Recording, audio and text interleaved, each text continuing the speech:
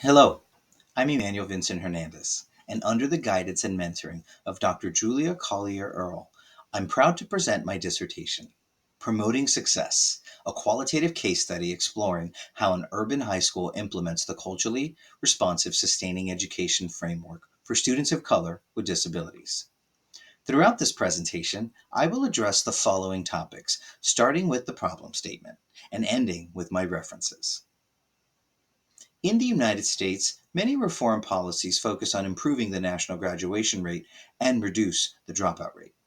Despite the national graduation average showing 75% for students with disabilities in the United States, in the Bronx, 58% of students of color with disabilities graduated in 2022, and a disproportionate number of these scholars accounted for dropouts. I reviewed relevant literature and explored what current researchers discussed about my topic. I identified three major sections. First, New York City has made many school shifts over the past decade and a half, breaking down larger schools into smaller schools of choice.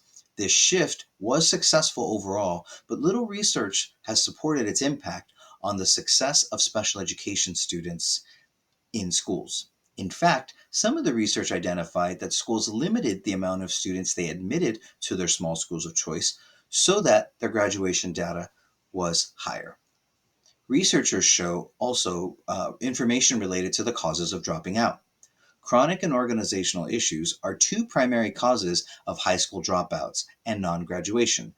And Remberger also stated that Black and Latino males are vulnerable populations to this idea of dropping out. The second section focused on experiences and challenges students of color with disabilities face in public education.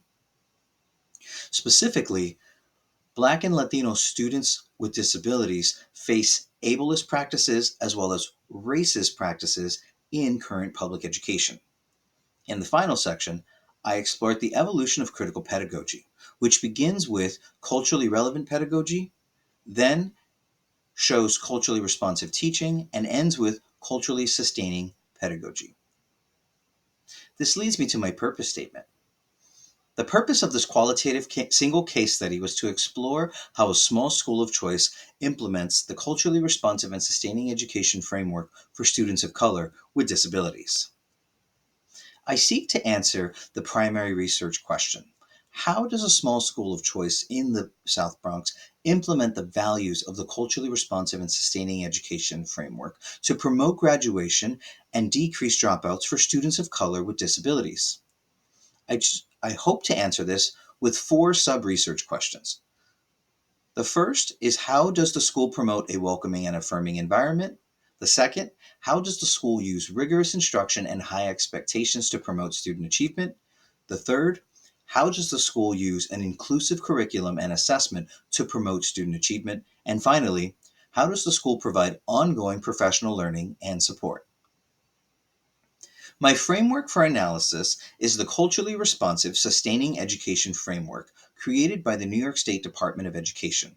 The creators of the framework noted that culturally responsive, sustaining education is grounded in a cultural view of learning and human development in which multiple expressions of diversity, like race, social class, gender, language, sexual orientation, nationality, religion, and ability, are recognized and regarded as assets for teaching and learning.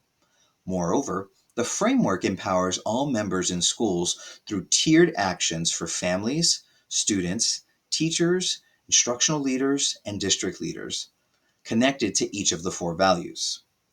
The first value, and continuing clockwise after that, is welcoming and affirming environment. Welcoming and affirming environment seeks to address the safe and cultural climate in schools. Second, high expectations and rigorous instruction seeks to challenge students with high rigor and critical thinking and build a growth mindset. The third value connects to inclusive curriculum and assessment, where students can see themselves in the curriculum and use their experiences to promote social change. And finally, ongoing professional learning and support relates to the necessity for continued adult learning connected to critical pedagogy. Each of these values are seen as supporting values to build and promote student success. I used the following methodology to build my study. I used embedded units specifically because the framework had tiered actions for each belief. My research design was a qualitative single case study with embedded units. The embedded units were a teacher unit and an instructional leadership team unit in a Bronx high school that I named the High School of Graduation. There were 6 total participants, three in each group, and there was 2 specific criteria for the groups. The first one was that you had to have taught graduates in the class of 2022, or you taught those graduates and made school-wide instructional decisions. I used 3 protocols: one-to-one semi-structured interviews, a document review analysis, and classroom observations. After analyzing the data, I had 4 major findings aligned to the framework for analysis. My first finding related to adults co-creating learning and social emotional environments with students and families. That connected to a welcoming and affirming environment. The second one is, when analyzing high expectations and rigorous instruction, I noticed that the school provided multiple opportunities for students to show growth. Next, when thinking about inclusive curriculum and assessment, curriculum builds access to a diverse environment aligned with student input. And finally, for ongoing professional learning, I found that adult learning connects to a critical review of professional practices and curricular decisions. Overall, to answer the major research question, I found that when high schools focus on teacher development, student support, and critical practices, all members succeed.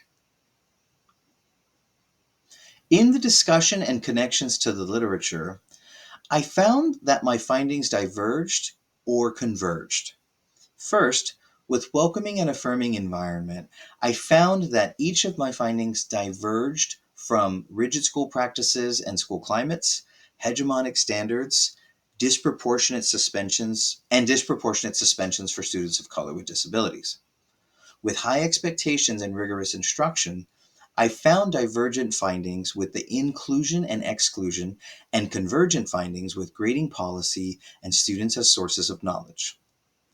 Regarding inclusive curriculum and assessment and ongoing professional learning, I found convergence with tailored instruction, student experiences, common practices, and continued learning.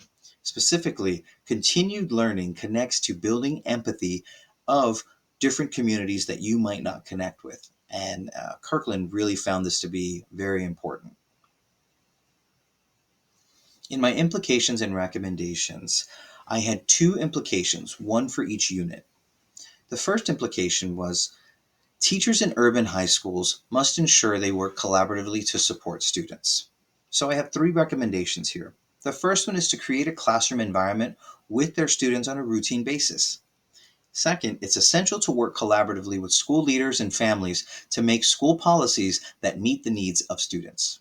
And third, when it comes to making decisions, teachers need to seek valuable input from multiple members in the community. Regarding the instructional leadership team, teacher leaders must enhance teacher development on critical practices, policies, and curriculum. I have 3 recommendations here. The first recommendation is instructional leaders must make all decisions from data collected from multiple and important data sources. Second, teacher development needs to focus on specific teacher needs. These needs can come from observations, student performance, or teacher surveys. The instructional leadership team members should create a culture that reviews curriculum and practices routinely with multiple members of the organization. I intend to distribute my findings in the following areas and to the following individuals. As part of my current district's diversity, equity, and inclusion committee, this committee is looking to implement the culturally responsive and sustaining education framework to build a student perception survey. So I hope to build or to show my findings from this to that committee that includes superintendents, assistant and the primary superintendent, teachers, community members, and parents. And I hope to show them these findings in a professional presentation so that way they can incorporate ideas into the student survey. I also hope to do a roundtable discussion at the American Educational Research Association, the AERA, and I intend to do a roundtable discussion where participants will be able to review findings, critique them, and offer a red light, green light, things they want to start doing, things they want to stop doing in their organizations.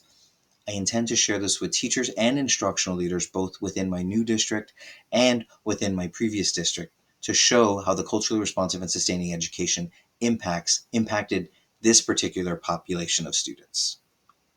And here are my references that I used in this presentation. I thank you so much for your time this evening. Have a great night.